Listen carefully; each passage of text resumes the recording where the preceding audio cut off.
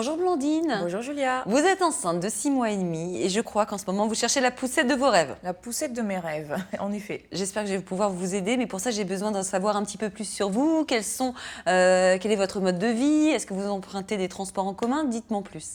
Je suis une vraie citadine, donc je vis à Paris, je prends le métro, je prends le bus, donc je me déplace beaucoup. Et j'ai beaucoup entendu parler de la poussette yo-yo, qui me semble assez compacte, mais voilà, je voudrais avoir un petit peu plus de précision. Bah écoutez, vous vous êtes bien renseigné parce qu'effectivement, d'après ce que vous me dites, la poussette yo-yo est très adaptée à vos besoins parce qu'effectivement, elle est compacte, elle passe dans le métro, ça c'est un bonheur parce que vous n'avez pas besoin de la replier, elle passe carrément les portillons. Dans le bus, en 2 mouvements, vous la repliez et une fois pliée, elle est effectivement extrêmement compacte et elle a un plus formidable, c'est qu'elle se met en bandoulière, donc comme ça vous pouvez garder vos mains libres. Ça c'est quand même un atout. Hein. Vous prenez l'avion ou pas? Pas en ce moment, mais en général, oui. Alors ça peut être un super choix, la yo-yo, pour cette raison, parce que vous n'êtes pas obligé de le mettre en soute. Vous pouvez le garder en bagage à main. Et ça peut être super pratique. Et j'ai aussi entendu parler de la version améliorée.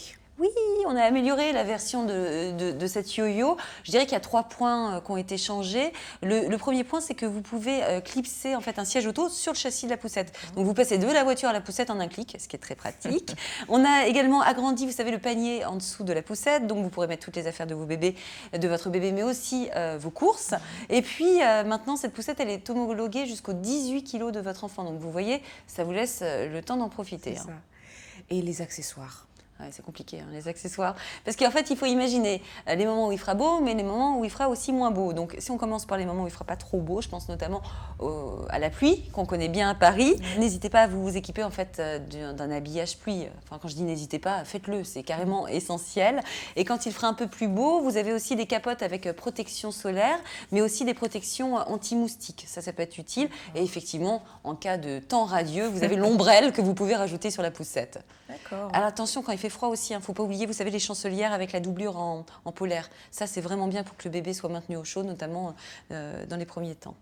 Et j'ai aussi entendu parler de la position assise. Alors, à partir de quand est-ce que je peux l'utiliser? Bah, écoutez, c'est vous qui allez le sentir et surtout votre bébé, mais on dit que généralement c'est autour des 6 mois qu'il a envie de se mettre assis, votre petit bout de chou. Et à ce moment-là, ça va être très pratique. Il vous suffira juste de racheter en fait une assise que vous allez pouvoir clipser sur l'existant. Donc, ce qui est bien, c'est qu'il y a plein de couleurs très différentes. Donc, au bout de 6 mois, vous aurez carrément l'impression d'avoir une nouvelle poussette parce que vous aurez choisi des couleurs vraiment variées qui vous changeront de la poussette initiale. Ça vous fait envie, hein? Oh oui. Bon, en tout cas, il ne vous reste plus qu'à prendre le métro avec et vous me direz si le baptême du feu s'est bien passé. Eh ben, je vous dirai, Julia. Ok.